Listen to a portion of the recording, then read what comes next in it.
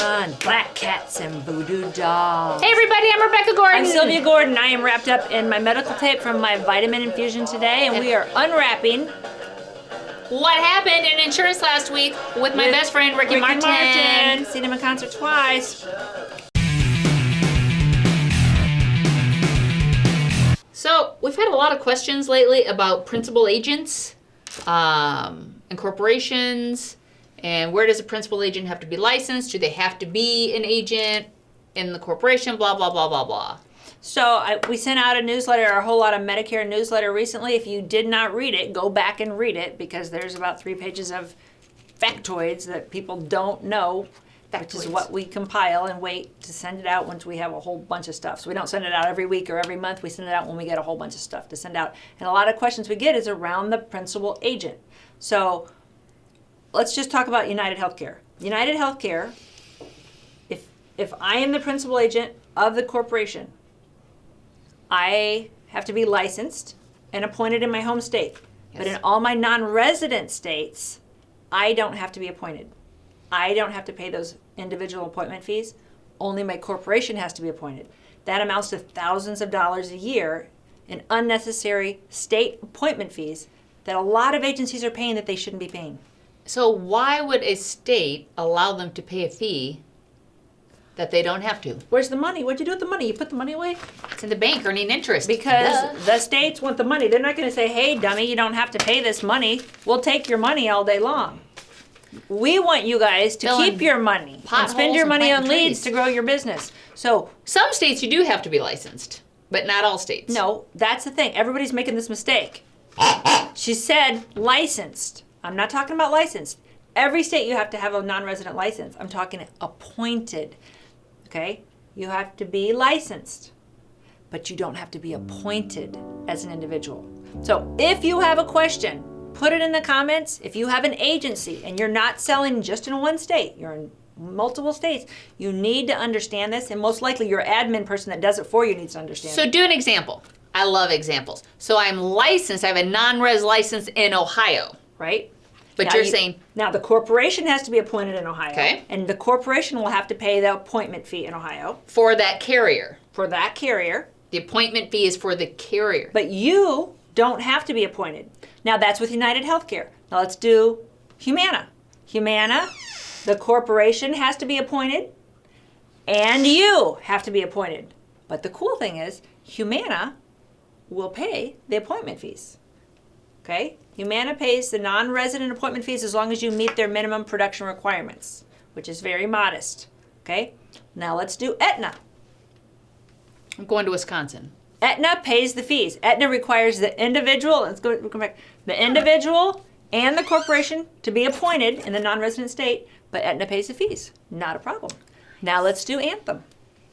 Anthem requires the individual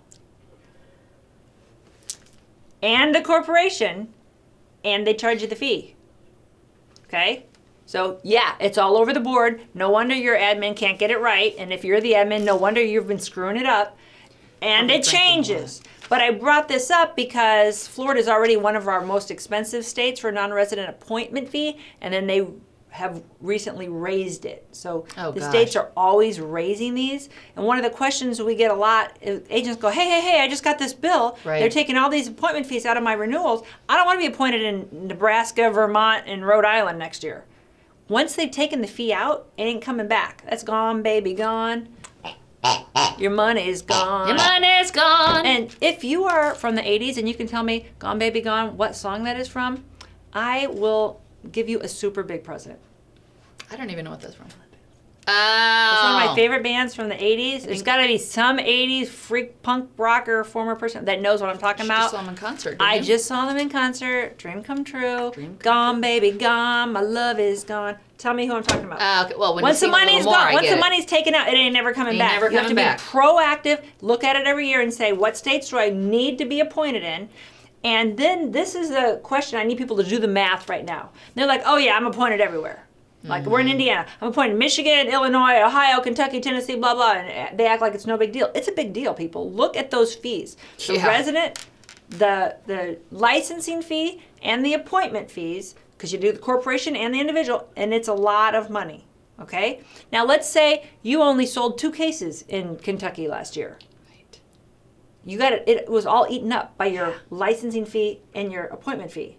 You didn't make anything. You'd be much better off referring that case, and we have a division here that just does referrals for agents like you. Let the agents write it, and then they pay you the referral fee.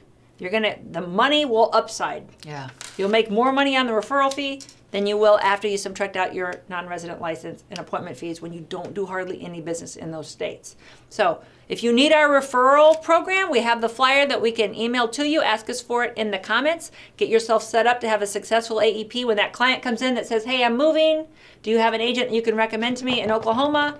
We're licensed in all states. We can take care of your client wherever they move, including Are we Puerto Rico. appointed in all states? Yes. We are appointed strategically. So where I have to pay, I pay, and where I don't have to pay, I don't That's the pay. answer. Because I don't want to waste my money. I don't want to waste no money. I don't want to do no way. Rap. I don't want to waste no money because I really love my money. Don't you know? Because I love Kid Rock. I'm going to see you. Okay. Awesome. All right. Non-commissionable plans. Look, Let's y'all. pull this. Let's just keep the money up because that's all we're talking about. Stop Is the money, selling people. this. The money. Ooh, bleep that out. Bleep that out. Okay. Every carrier can introduce new plans whenever you least expect, and all of a sudden they're not paying. So that is just a trap for agents. Brings back flashbacks of Don't talk. Don't talk. Don't talk. younger time in Don't my talk. life. Don't talk. So I'm distracted now. Non-commissionable products are the bane of your existence. So you've been selling this plan all along. Forever. And then you look at your commission statement, you stop getting paid. Ain't got no money. Because the company can turn that off.